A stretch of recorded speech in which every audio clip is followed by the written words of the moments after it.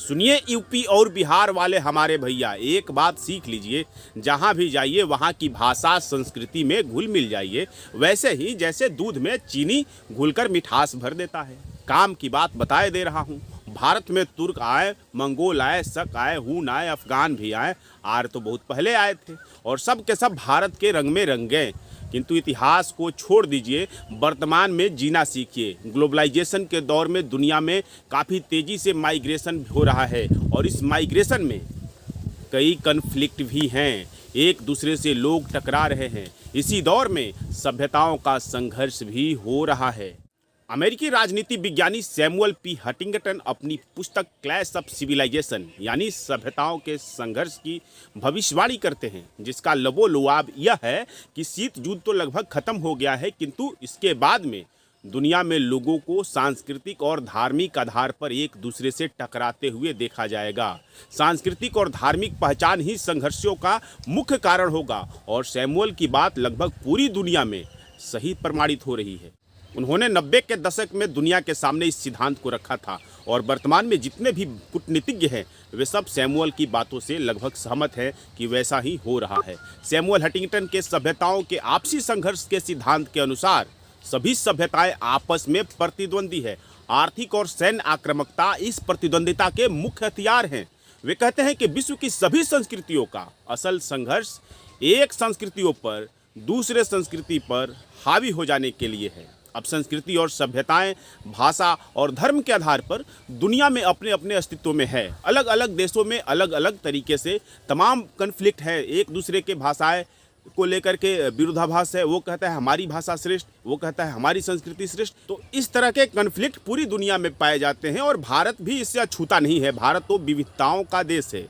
कई राज्यों को देखें भारत के तो भाषा और परंपरा के आधार पर विभिन्न प्रकार की अलग अलग संस्कृति को मानने वाले लोगों के बीच मतभेद देखा गया है। अब हम उनकी बात को ध्यान में रखते हुए इतिहास और समसामयिक घटना चक्र को देखें तो पाते हैं कि माइग्रेशन के कारण जो भी रहे हों, किंतु जिन लोगों ने माइग्रेट होने के बाद जहां माइग्रेट हुए वहां की भाषा और संस्कृति को अपना लिया तो वे सफल हो जाते हैं। किंतु जिन लोगों ने माइग्रेशन होने के बावजूद अलग पहचान की ठसक में जिया, उन्हें वहां के स्थानीय लोगों से टकराव का सामना करना पड़ता है। ऐसे दुनिया भर में कई उदाहरण हैं। शायद आप जानते भी होंगे, जब बांग्लादेश पाकिस्तान का हिस्सा था तब पूर्वी पाकिस्तान यानी आज के बांग्लादेश से बहुत सारे बंगाली लोग पश्चिमी पाकिस्तान यानी आज के पाकिस्तान में रोजगार के लिए गए थे और कराची में बस गए। ऐसे बंगाली भाषियों की पाकिस्तान में संख्या लगभग 30 लाख के आसपास है। ये सभी बंगला बोलते हैं और पाकिस्तान की उर्दू और पंजाबी ज़बान ये बोलते नहीं हैं। ये अपने भाषा के साथ अपने पहचान के साथ ही वहाँ रहते हैं। किंतु स्थिति यह है कि आज कराची में ये ठोकर खा रहे हैं, इन्हें कोई नागरिकता नहीं है। तो इस तरह से लगभग 30 लाख बंगाली पाकिस्तान में भाषाओं के कारण अपमान झेल रहे हैं और अपमानित हो रहे हैं। इसी तरह से बिहार, उड़ीसा, असम और बंगाल से लगभग 4 लाख लोग बांग्लादेश यानी तब के पूर्वी पाकिस्तान में गए थे।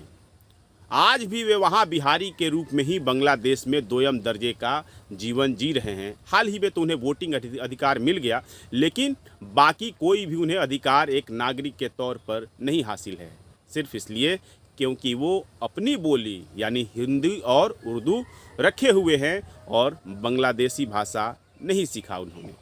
तो अपने मूल संस्कृति के साथ साथ कर्मभूमि की संस्कृति को भी जिसने जिया वो इस टकराव से बच गया। इसके कई उदाहरण हैं। मैं ये नहीं कह रहा हूँ कि आप जहाँ जाइए वहाँ की भाषा में मिल जाइए और अपनी भाषा भूल जाइए।